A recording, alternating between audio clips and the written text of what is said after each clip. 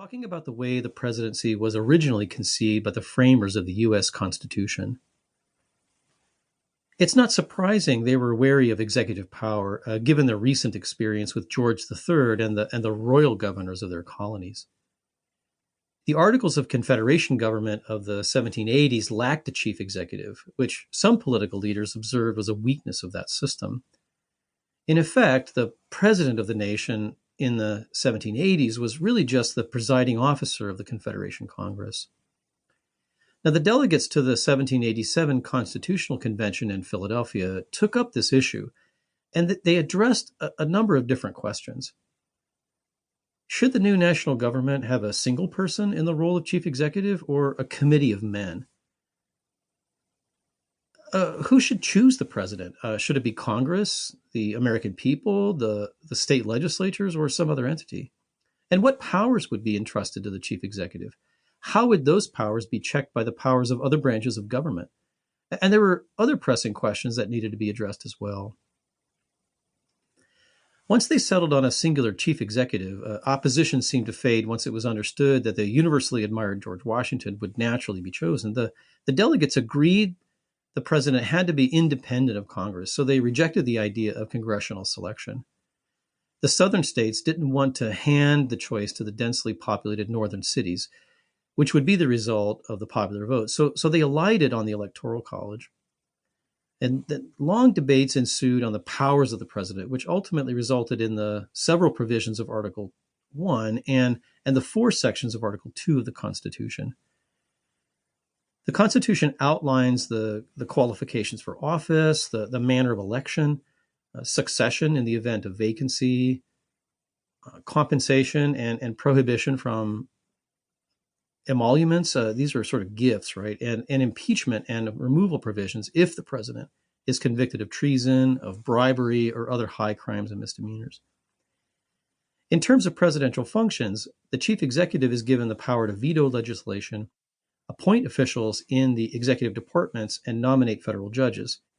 The chief executive is also given power to negotiate treaties with foreign governments and to command the armed forces in time of war. And finally, to quote the Constitution itself, to take care that the laws be faithfully executed.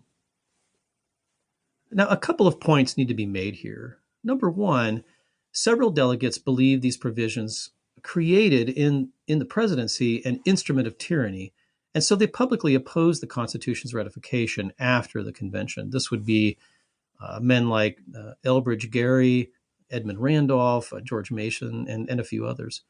A part of their objection was the vague language in some of the provisions. Philadelphiensis wrote in opposition, and he argued that the president was, quote, vested with power dangerous to a free people, unquote. Cato said, quote, the language of the article relative to the establishment of the executive is vague and inexplicit.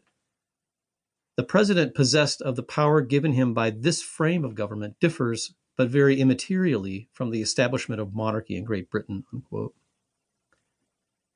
Now, another point we have to make here is that defenders of these provisions downplayed the potential for tyranny by pointing out the president's limited term, his vulnerability to impeachment, the advise and consent limitations imposed by the Senate, and the congressional override of presidential vetoes. To supporters of the presidency, the expansive powers, coupled with the vague language, were essential to halt the revolutionary generation's overcorrection when they deprived their state and national governments of vigorous executive authority. Alexander Hamilton said as much in Federalist Number 70, which was one of the essays he wrote to sway the New York State Ratification Convention in 1790. Hamilton said, quote, energy in the executive is a leading character in the definition of good government. It is essential to the protection of the community against foreign attacks. It is not less essential to the steady administration of the laws, to the protection of property against those irregular and high-handed combinations which sometimes interrupt the ordinary course of justice. He was thinking about sort of mob action or a potential revolt of the people. It was also essential, this sort of energy in the executive, to the security of liberty against the enterprises and assaults of ambition, of faction, and here it is, of anarchy, unquote. Now, we're going to come back to the idea of energy in the presidency a little later in the program. But I wanted to make